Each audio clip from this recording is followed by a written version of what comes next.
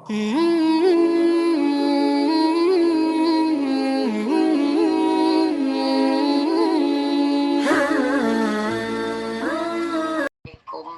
warahmatullahi wabarakatuh. Innal hamdalillah nahmaduhu wa nasta'inuhu wa nastaghfiruhu wa na'udzu billahi min syururi anfusina wa min sayyiatina a'malina. May yahdihillahu fala mudhillalah wa man yudlil fala hadiyalah.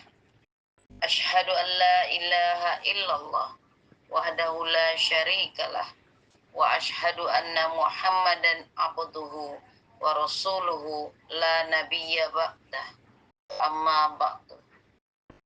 Yang terhormat guru kita Bapak Ustadz Awang Abdul Razak selaku pimpinan dan pengasuh Majelis Zikir wa Ta'lim Firqatul Mujahidin.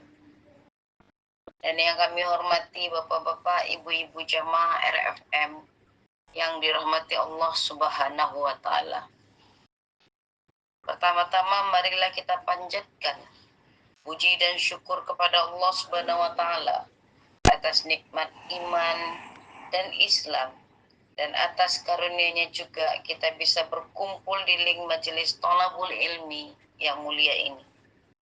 Salawat serta salam kita sanjungkan kepada baginda Nabi Muhammad SAW yang telah membawa kita dari zaman kegelapan menuju zaman yang terang benderang dengan cahaya Islam.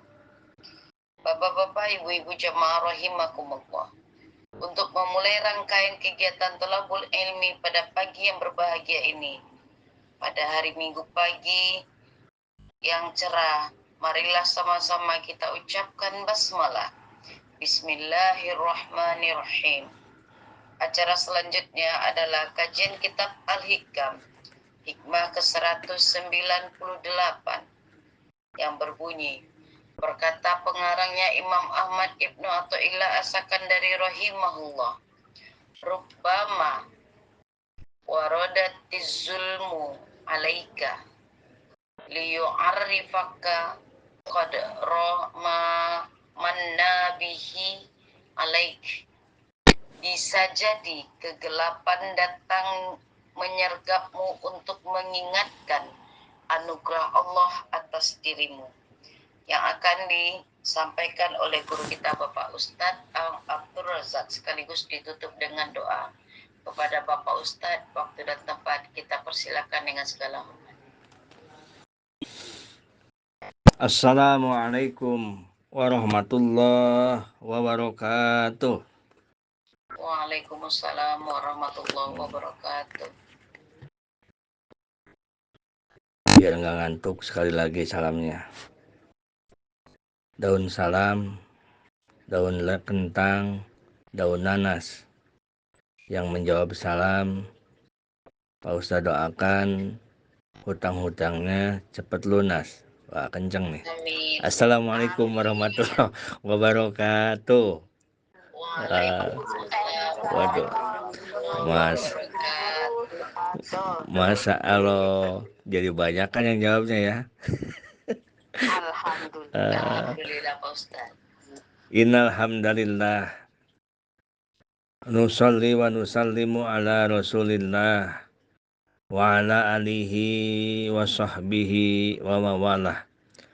Asyhadu an la ilaha illallah wahdahu la syarikalah wa asyhadu anna Muhammadan abduhu wa rasuluhu allazi la nabiyya ba'dah. Allahumma salli wa sallim wa barik ala sayyidina Muhammad ibn Abdillah wa ala alihi wa sahbihi wa mawalah. Amma ba'du. Qala Allah ta'ala, a'udzu billahi minasy syaithanir rajim. Bismillahirrahmanirrahim. Wasari'u ila maghfiratin min rabbikum wa jannatin arduhas samawati wal ard uiddat lil muttaqin.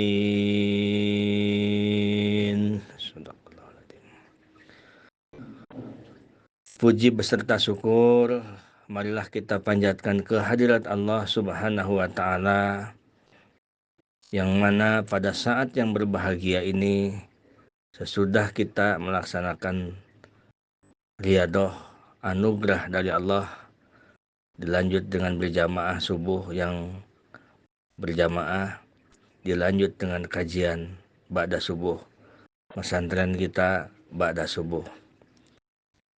Luar biasa anugerah dari Allah, keberkahan dari Allah, karena kemarin sudah dikasih tahu bahwa bala bencana yang sangat besar itu dikala kita tidak ada, dikala di hati kita sudah dicabut tidak ada ingin menggali ilmu agama Allah Subhanahu wa Ta'ala. Jadi mafhum mukhalafahnya, dikala kita masih diberikan oleh Allah keinginan untuk mencari ilmu dan dimampukan oleh Allah untuk hadir di majelis ilmu, itu tandanya nikmat yang paling besar dari Allah Subhanahu wa Ta'ala. Salawat beserta salam semoga berlimpah curah kepada Habibana wa Nabiyana Muhammad Sallallahu alaihi wasallam, kepada para keluarga, para sahabat, para tabi'in, tabi'in wa tabi'ihim, wa kulli waliyin wa waliyatin, wa jamil muslimin, hatta sehingga sampai ke kita semua.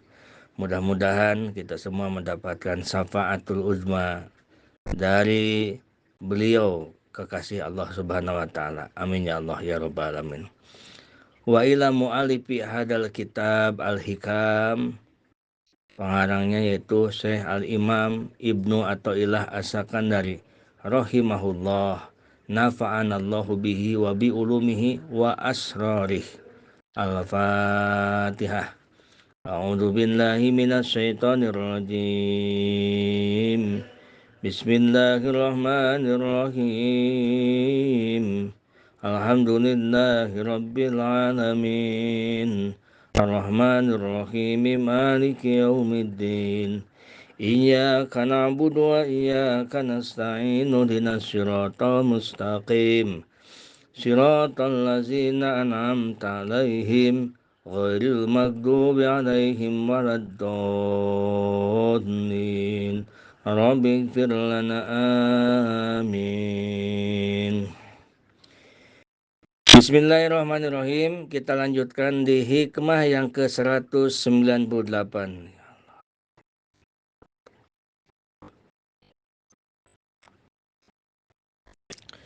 Rubbama waradatiz zulmu alaika.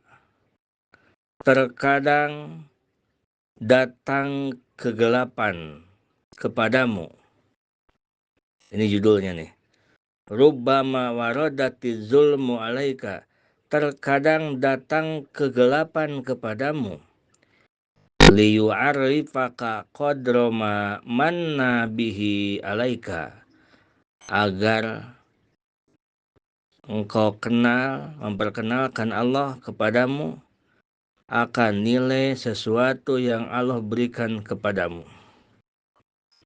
Itu judulnya di hikmah yang ke-198. Terkadang kenikmatan, contoh dari nikmatnya lampu. Di zaman dulu mungkin ibu-ibu, bapak-bapak ada yang mengalami, jangankan ibu-ibu, bapak-bapak. Pak Ustadz pun mengalami dulu. Waktu di kampung itu ngaji pakai oncor.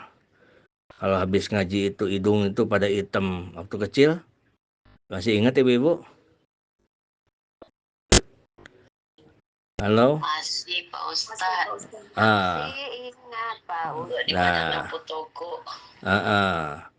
Itu Masya Allah, gelapnya minta ampun itu. Kalau pulang ngaji, ngebakar kararas, ngebakar oncor. Nah, dulu kan di nenek tuh, ngebakar oncor karena gelap. Begitu ketemu dengan terang, leganya hati ini. Kalau sekarang, musimnya nggak ada lagi musim begitu, tetapi pakai lampu listrik, Tetapi terkadang satu saat lampu itu aliran mati, gelap. Begitu gelap terasa kita sedang ada di dalam guha. Padahal kita nggak ada di dalam guha. Cuman perasaan kita, karena tadinya terang jadi gelap. Nah, kalau sudah gelap tidak bisa melihat apa-apa. Ternyata mau ngambil gelas pun di dapur susahnya minta ampun. Sampai jalan merangkak-rangkak. Mau ngambil ini susah, mau jalan ke dapur susah, mau ke kamar susah, itu karena gelap.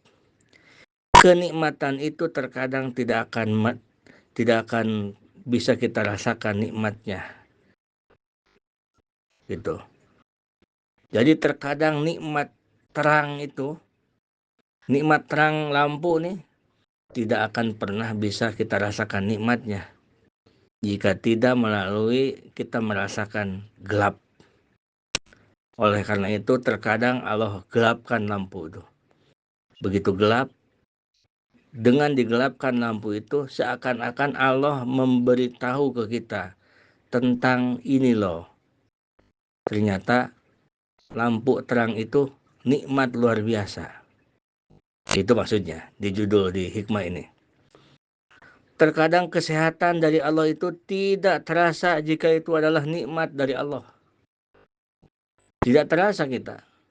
Sehat itu kadang-kadang kita lupa bahwa sehat itu adalah nikmat terbesar untuk jasad kita. Nah, lalu satu saat Allah takdirkan seseorang itu sakit. Sehingga begitu sakit ia harus masuk rumah sakit dengan biaya besar. Bahkan untuk sekali detak jantungnya aja agar bisa berjalan bertahan wasilah, dia harus menggocek uang sekian puluh juta. Bahkan untuk orang kaya bisa jadi ratus-ratus juta. Nah, itu semua terjadi untuk mengingatkan kita bahwa betapa besarnya nikmat sehat itu. Jadi terkadang nikmat sehat itu mahal, kesehatan itu mahal. Kesehatan mahal tidak akan pernah bisa dirasakan kecuali bagi orang-orang yang sudah merasakan sakit. Begitu sakit ingin sehat, mahal biayanya, mahal segalanya. Nah, sampai biaya besar untuk ikhtiar berobat ingin sehat. Setelah sehat baru kita sadar bahwa betapa besarnya nikmat sehat itu. Nah, jamaah RPM yang dirahmati Allah Subhanahu wa taala. Artinya, segala musibah, segala sesuatu yang tidak menyenangkan kepada kita itu pada hakikatnya supaya supaya kita sadar bahwa betapa besar nikmat afiat dari Allah. Afiat itu ketenangan, afiat itu keamanan, afiat itu terhindar dari musibah. Terkadang kita tidak bisa merasakan nikmatnya selamat dari musibah. Oleh karena itu terkadang oleh Allah dicicipilah musibah mengenai diri kita. Tiba-tiba mata ini, kok entah kenapa tahu-tahu mata ini tidak bisa melihat. Yang kecil, boro-boro ngeliat yang kecil, yang gede pun nggak kelihatan. Nah, setelah itu kita berobat, lalu sembuh. Nah, selama kita berobat, mata itu tidak bisa dipergunakan. Begitu sembuh, terlihat lagi semuanya terang benderang. Terasa nikmat, barulah kita mengakui bahwa nikmat bisa melihat ini. Nikmat bisa kaki bisa berjalan ini. Nikmat pikiran ini, otak ini alokasikan ke kita, kita bisa mikir. Nikmat dengan semuanya kenikmatan Allah. Nah itulah. Jadi rubbama waradati zulmu alaika liyu'arrifaka qadra ma manna bihi alaika. Terkadang Allah datangkan kegelapan terhadapmu agar engkau tahu betapa banyaknya nikmat dalam suasana terang. Rubama auradallahu alaika al-ghaflah wal ma'asi fatagruku fihi biarihima summa yunkiduka minhuma litahrifa qadra ma mannallahu bihi alaika minar rahmati wal hidayah wa taufik fatajadadu mahabbatan wa syukran lillah. Terkadang Allah Subhanahu wa taala mendatangkan kepada kita kelalaian dan kemaksiatan.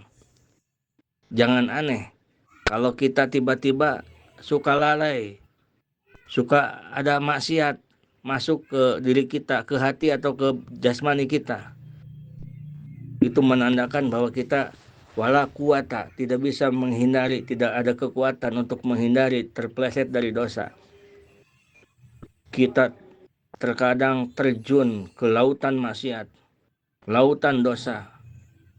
Kemudian Allah selamatkan dari kelalaian dan dari maksiat itu.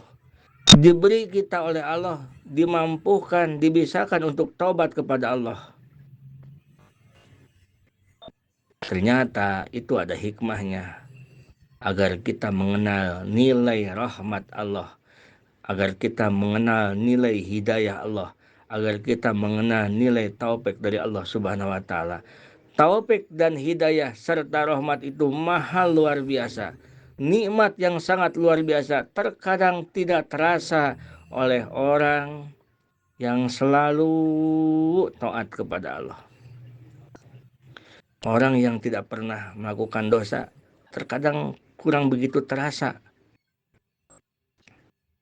bahwa hidayah itu adalah nikmat luar biasa. Oleh karena itu satu saat ada orang yang digelincirkan melakukan dosa.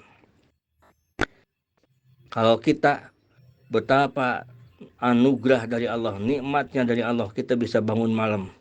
Jam 2 kita sudah bangun malam, anugerah dari Allah, hidayah, taufik dari Allah Subhanahu wa taala. Satu saat digelincirkan oleh Allah sehingga kita tidak terbangun. Nah, kadang-kadang seperti itu. Sengaja itu lakukan Allah agar apa? Agar kita bisa merasakan betapa pentingnya dan betapa berharganya orang yang bisa dimampukan bangun di malam hari. Terkadang bangun malam hari itu kurang biasa-biasa saja gitu. Gampang kalau kita pengen bangun gitu kan. Tetapi satu saat kita pengen bangun tidak bisa bangun, bablas, malah kesiangan. Itu terkadang terjadi seperti itu. Itu menunjukkan bahwa supaya kita menghargai jika kita bangun malam itu ucapkan alhamdulillah. Karena inilah anugerah nikmat yang paling besar dari Allah Subhanahu wa taala. Banyak Bapak Ibu contohnya. Selama kita taat, kadang-kadang kita tidak bisa merasakan nikmat bahwa taat itu adalah rahmat Allah. Taat itu adalah hidayah Allah. Taat itu adalah taufik dari Allah. Oleh karena itu, ma khalaqta hadza batila. Allah tidak pernah menciptakan sesuatu yang tidak ada hikmahnya, yang tidak ada tujuannya. Semua Allah ciptakan ada tujuannya, sehingga jatuhnya pun seorang terpeleset melakukan dosa itu pun mengandung hikmah. Begitu. Kita sakit lalu sehat. Nah, akan kelihatan berharganya kesehatan itu. Kita miskin lalu hidup cukup, akan kelihatan berharganya hidup cukup itu.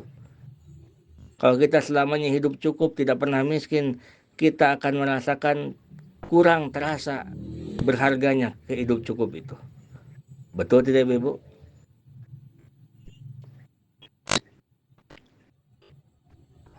Ya Ustaz.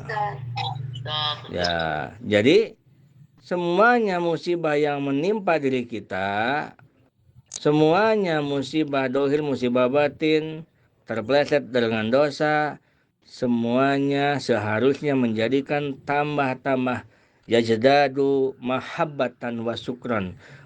Seharusnya menjadi bertambah kita semakin cinta kepada Allah, semakin kita syukuran kepada Allah Subhanahu wa taala.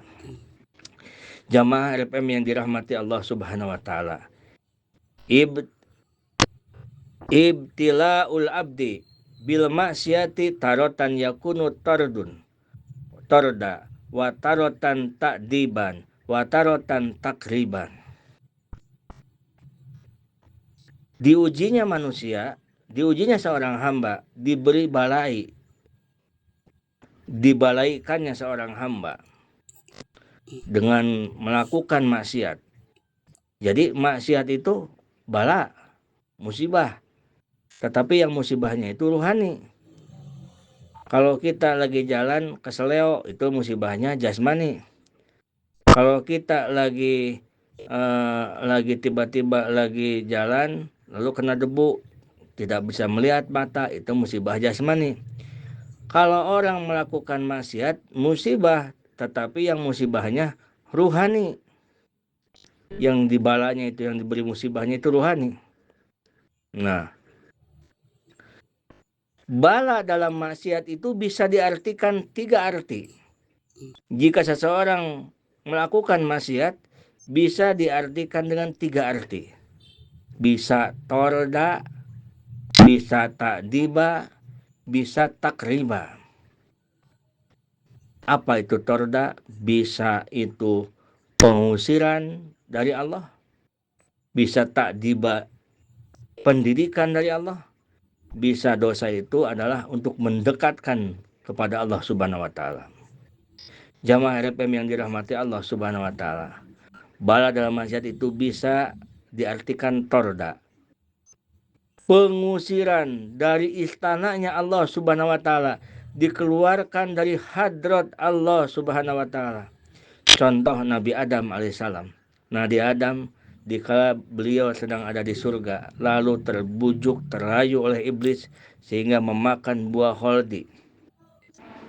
Karena kata iblis, kamu kalau makan buah ini kamu akan diam selamanya ada di surga. Kan kebalikannya kalau iblis. Lalu oleh Allah dihukumlah Nabi Adam, itu kisahnya saja. Dihukum oleh Allah Subhanahu wa taala, diturunkanlah Nabi Adam ke dunia, ke tempat yang hina ini. Nah, posisi Nabi Adam sedang di surga. Dia melanggar aturan Allah, diturunkan dari surga ke bumi. Demikian pula kita.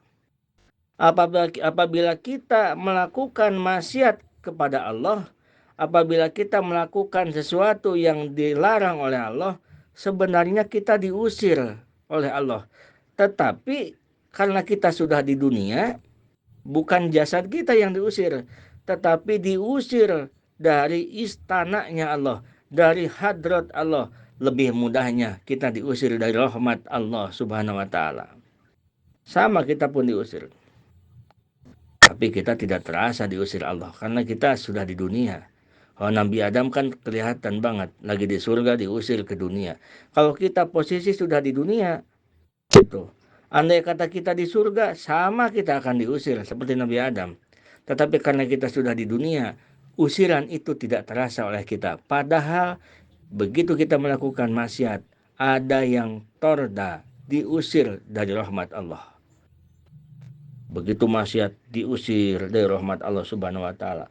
Dijauhkan, dikeluarkan dari istana Allah Subhanahu wa taala.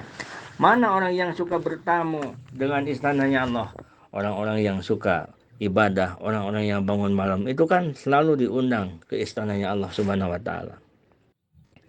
Nah, itu torda. Yang kedua, maksiat bisa dijadikan pendidikan.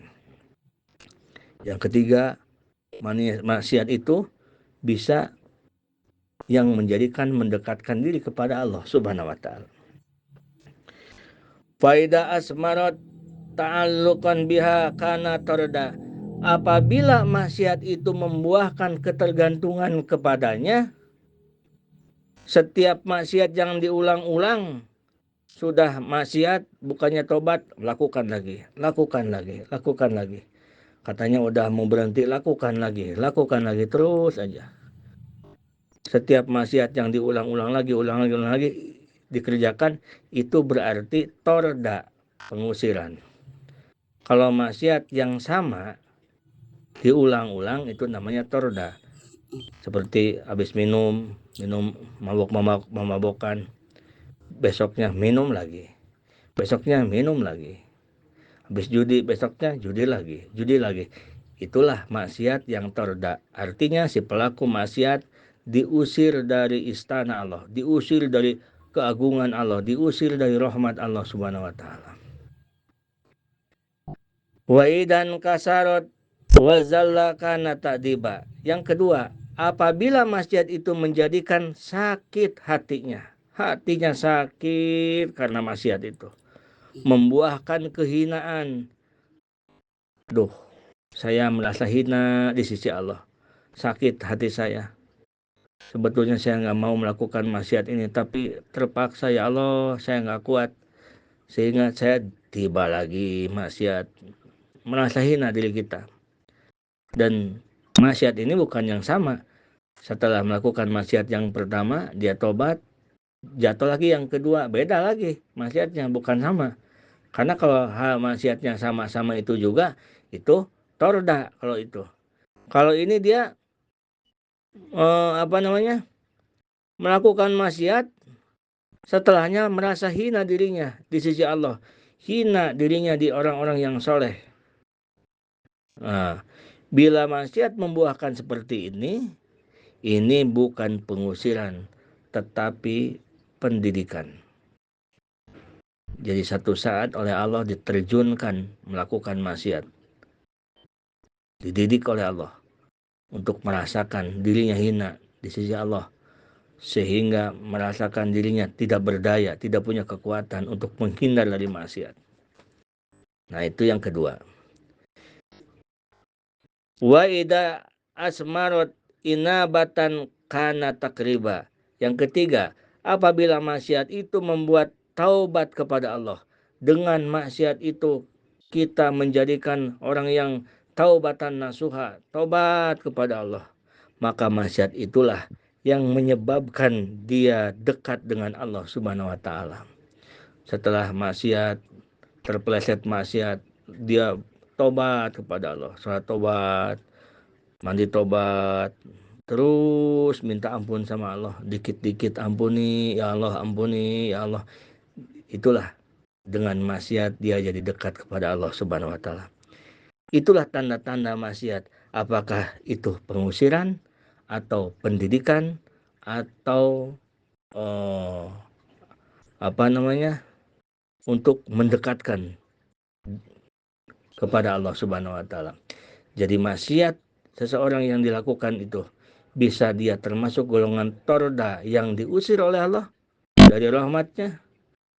Ada juga yang dididik oleh Allah agar dia merasakan hina dirinya di pandangan Allah, hina dirinya di pandangan makhluk-makhluk yang lain, dan dia bisa merasakan tidak berdaya dirinya, tidak bisa terhindar dari masalah maksiat. Atau yang ketiga, dia terpeleset maksiat sehingga dirinya semakin dekat dengan Allah dengan tobat kepada Allah Subhanahu wa taala. Wa qad warada ani Rasulillah sallallahu alaihi wasallam, dan sudah terwarid datang dari Rasulullah Muhammad sallallahu alaihi wasallam, annal abda la yuznibu fayadkhulu bihil jannah. Ada seseorang hamba yang berbuat dosa dan masuklah dia ke surga gara-gara dosanya. Ada seorang hamba yang melakukan dosa, lalu masuklah hamba itu ke surga gara-gara dosanya. Faqila kaifa zalika ya Rasulullah. Maka para sahabat bertanya kepada Rasulullah, wahai Rasulullah, bagaimana bisa begitu? Ya Rasulullah, orang melakukan dosa, kok bisa masuk ke surga gara-gara dosanya? Kata Rasulullah Muhammad sallallahu alaihi wasallam, yakunu nasba ainai taiban minhu faron hatta yadkhulal jannah. Kata Rasulullah, orang yang berbuat dosa, lalu dosanya itu selalu terbayang-bayang di matanya, selalu ingat terhadap dosanya, sehingga setiap ia ingat dengan dosanya, ia menangis di atas dosanya. Dia tobat kepada Allah, dia lari dari dosanya, artinya tidak kembali lagi melakukan dosa sampai akhir hidupnya. dia dimampukan taubat oleh Allah, sehingga dengan dosanya itu membawanya dia ke surga Allah Subhanahu wa Ta'ala. Jadi maksiat itu jika taubat bukan hanya dihapus oleh Allah, tetapi diganti dengan pahala. Masya Allah, tabarakallah. Qala ba'duhum, dan berkata sebagian ulama sufi, innal abda la ya'mala danba fayadkhulu bihil jannah wa ya'malal hasanah fayadkhulu bihad nar. Ulama sufi berkata, seorang hamba berbuat dosa, maka masuklah ke surga dia dengan dosanya itu. Dan ada lagi yang berbuat kebaikan, dan masuklah ia ke neraka dengan amal kebaikan itu. Lalu orang-orang bertanya kepada ulama sufi itu, wa kaifa zalik, bagaimana bisa begitu wahai ulamaku? Bagaimana bisa begitu? Kok orang dosa bisa ke surga dengan dosanya? Orang ibadah kok bisa ke neraka dengan ibadahnya? Qala, maka ulama menjawab, ya amalul khoti'ah fala tazalu nasba ainaihi kullama zakaroha baka wa nadima wa taba wastaghfara wa anaba ilallah wa zalalahu wan kasara wa amila amalan fatakunu sababan rahmatan fi haqqih. Seorang berbuat dosa, lalu dosa itu selalu diingatnya. Bila mana ia ingat dosanya, ia menangis, menyesal, memohon ampun kepada Allah, merasa hina dirinya, dan hancur hatinya. Dirinya tidak ada, merasa tidak ada harga di sisi Allah Subhanahu wa Ta'ala. Lalu dia beramal dengan amal soleh, dia bertobat kepada Allah, maka dosa itu jadi sebab mendapat rahmat Allah. Dosa itu jadi sebab masuk ke surga orang tersebut gara-gara melakukan dosa. Jadi dekat dengan Allah Subhanahu wa Ta'ala.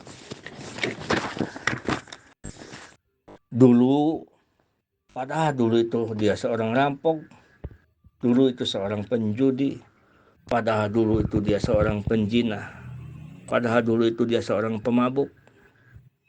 Tetapi satu saat Allah tolong, Allah berikan hidayah, Allah berikan taufik. Nah, dia bertobat kepada Allah.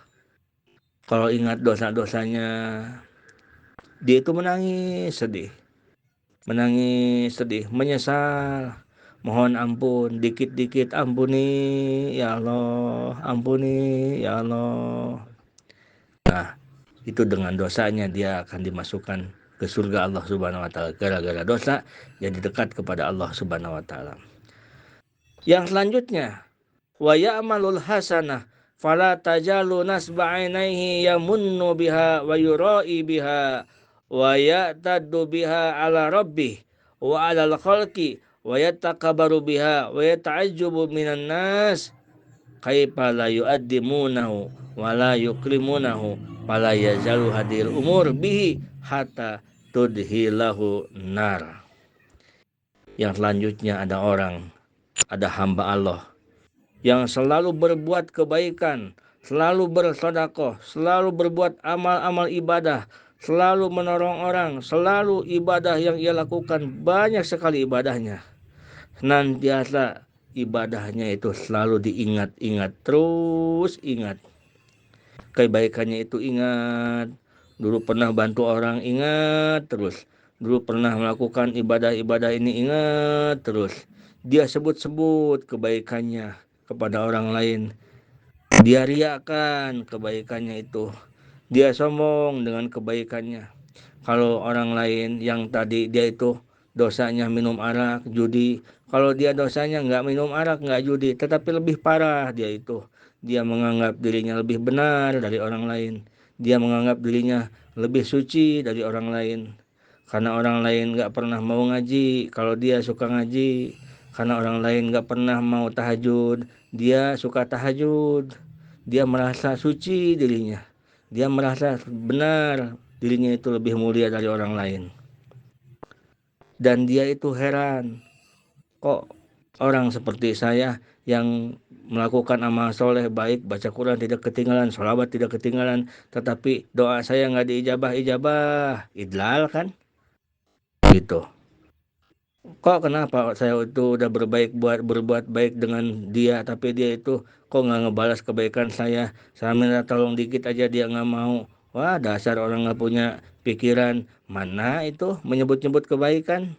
Nah, sombong dengan kebaikan itu, dia heran kalau manusia tidak memuliakannya karena dia itu rasa dia itu mulia, tukang ibadah, ahli ibadah.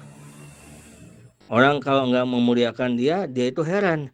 Heran kalau Allah tidak ijabah doanya karena dia itu merasa banyak amal soleh. Terus ia berkata, terus ia sampai dia itu sampai terus sering dia katakan semuanya itu, sehingga sampailah dengan apa yang dilakukannya itu, dengan ibadahnya, sampailah ke neraka Allah Subhanahu wa Ta'ala. Jadi kalau orang yang ini, dia dengan ibadahnya itu malah masuk ke neraka.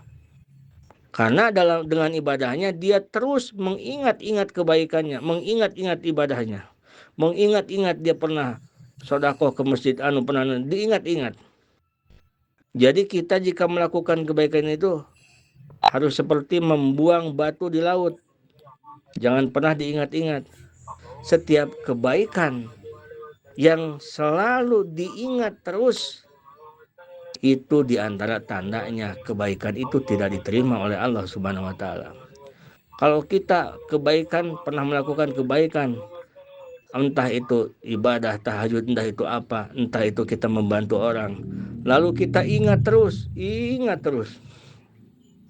itu tandanya, diantara tandanya kebaikan itu ditolak, tidak diterima oleh Allah Subhanahu wa Ta'ala. Setiap dosa yang diingat terus, ini dosa ini ingat terus, ingat kita sedih, ingat mohon ampun, itu tandanya dosa yang diampuni dan diterima tobat oleh Allah Subhanahu wa Ta'ala.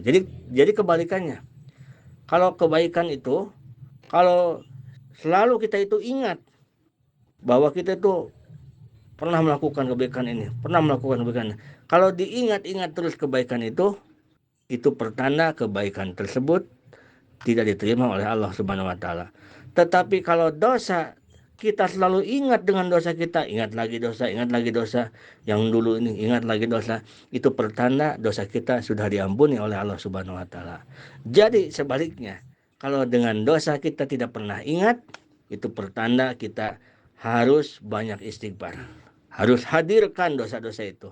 Dan jika dengan kebaikan kita sudah tidak ingat, itu pertanda kebaikan itu diterima oleh Allah Subhanahu wa Ta'ala. Qala ba'duhum alamatu sa'adah antakuna hasanatul abdi khalfa dohrihi wa sayi'atuhu nasba ainaihi. Berkata sebagian ulama ahlu sufi, tanda keberuntungan seseorang, alamatu sa'adah, tanda bahwa seseorang itu dia bahagia, beruntung, artinya akhirnya itu masuk surga, beruntung itu, yaitu antakuna hasanatul abdi, yaitu kebaikannya itu disimpan di belakang. Artinya yang ia lakukan amal kebaikan ia lupakan, dia tidak pernah ingat-ingat lagi. Wasai'atuhu nasba ainahi, dan dosanya dia simpan di depan, artinya dia ingat-ingat terus dosanya sehingga dia selalu tobat kepada Allah Subhanahu wa Ta'ala. Wa alamatu saqawah, dan cirinya dan cirinya orang yang celaka, artinya celaka itu yang tadi, yaitu dimasukkan ke nerakanya Allah Subhanahu wa Ta'ala. Ayyaja'ala hasanatihi nasba ainaihi wa sayi'atihi khalfa dhahrihi. Alamat orang yang celaka jika dia menjadikan kebaikannya disimpan di depan dan keburukannya disimpan di belakang. Artinya kebaikannya selalu diingat-ingat, keburukannya selalu dilupakan. Mudah-mudahan kita semua dijaga oleh Allah sehingga kita selalu ingat dengan dosa-dosa kita dan ditolong oleh Allah sehingga kita bisa melupakan kebaikan-kebaikan yang kita lakukan. Makan soto di pagi hari. Tidak lupa tambahkan kecap. Pidato cukup sampai di sini. Semoga semua sehat dan tetap semangat. Assalamualaikum warahmatullahi wabarakatuh.